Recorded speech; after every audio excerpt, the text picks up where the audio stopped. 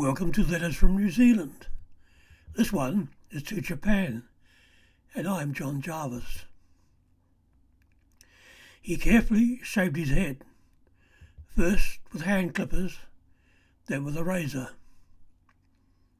There was nothing unusual about this in Japan. Monks, military, some yakuza, and extreme political parties all did it.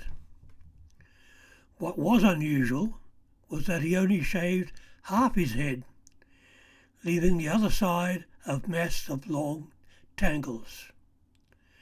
His name was Masutatsu Oyama, Big Mountain. This was not his original name because he was Korean. In the 1950s, Japan's economy was booming thanks to the war in Korea. But many Koreans in Japan found themselves in a difficult situation. Technically, they were the victors, but they would never be accepted by the Japanese hierarchy and were forced to look elsewhere. The last shogun of Japan, General Douglas MacArthur, had little sympathy for Koreans because many of them had been guards in the empire's notorious prison camps. The fact they had no choice in the matter meant little to him. MacArthur had banned both judo and kendo because they promoted martial training. But he knew nothing about the lesser-known schools or ryu. Karate was not even Japanese. It came mainly from Okinawa and before then from Fujian province in China. This was Oyama's way in, and he joined the school of Gojukai Karate. The reason for his head shaving was that he intended to spend a year training in the mountains, a very Japanese solution. He looked monstrous so that he would not weaken and return to civilization. He had arranged for students to leave supplies of rice and dried fish monthly at the base of the mountain. His ultimate aim was to win the first unofficial Japan karate tournament and thus gain attention and status. His vigorous training methods used nature whenever he could. He carried rocks at all times, including sleeping with them. He practiced punching and kicking in cold rivers, using the river's flow to strengthen his technique. He punched and shin kicked against saplings with smooth barks, then graduated to rough barks. He would strike until he uprooted the sapling, unaware that 2 millennia ago the Spartans had called this tree effing. He began digging a hole in the ground, using his fingers to strengthen them, then jumped out. As the holes became deeper, his legs grew stronger. When he reached his limits, he began the whole process again, carrying a rock, then a larger one. Something then occurred to cause this wild young man to abandon his training and return prematurely to civilization. Unlike many countries, like his native New Zealand, where they have lost 60% of our forest due to clearing for farming, Japan has retained approximately 94% of theirs. A party of foresters climbed the mountain on a routine visit to clear any deadwood. Nothing was wasted, with cuttings stacked to dry for future use and leftovers piled for firewood.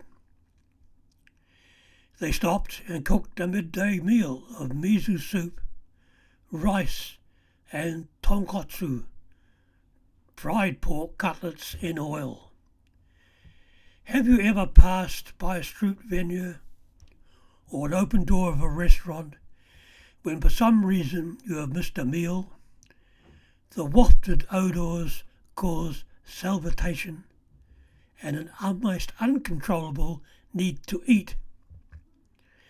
Imagine then the effect this would have on Oyama after months of a fat-free, crude diet. The urge to resist was beyond him, and following his nose, he rushed into the clearing. The foresters screamed and fled from this monstrous forest devil all the way back to their base, where they told the story of this forest devil, and no one believed their unbelievable story.